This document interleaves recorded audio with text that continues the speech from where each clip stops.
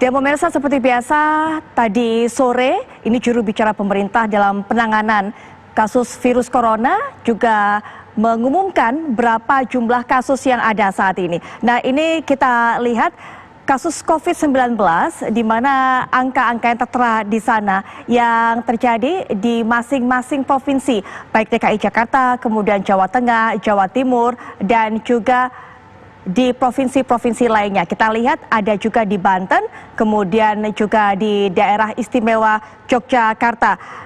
Kami akan bawa Anda untuk melihat lebih lanjut. Ada 675 kasus di DKI Jakarta, kemudian 63 kasus di Jawa Tengah, kemudian di Jawa Timur ada 90 kasus, 106 kasus ada di Banten, kemudian 149 kasus di Jawa Barat. Sementara ada 22 pasien yang terinfeksi corona di daerah istimewa Yogyakarta dan juga 10 orang pasien corona yang ada di Pulau Bali. Selanjutnya kita juga akan melihat bagaimana di pulau-pulau lainnya. Ternyata ada 8 kasus di Kalimantan Barat, kemudian juga di Kalimantan Selatan ada 1 kasus, 17 kasus di Kalimantan Timur. Sementara Kalimantan Utara ada 2 kasus dan juga Kalimantan Tengah 7 kasus di sana. Bukan cuma Pulau Jawa ataupun Kalimantan, kita juga akan lihat berapa jumlah kasus yang ada di Pulau Sulawesi. Sulawesi Barat 1 kasus, kemudian yang paling banyak angkanya atau jumlah pasien yang terinfeksi virus corona ini ada di Sulawesi Selatan, tepatnya 47 pasien. Kemudian ada 2 pasien di Sulawesi Tengah, 3 pasien di Sulawesi Tenggara, dan juga 2 pasien di Sulawesi Utara. Dari Pulau Sulawesi kita akan bergeser ke Pulau Sumatera.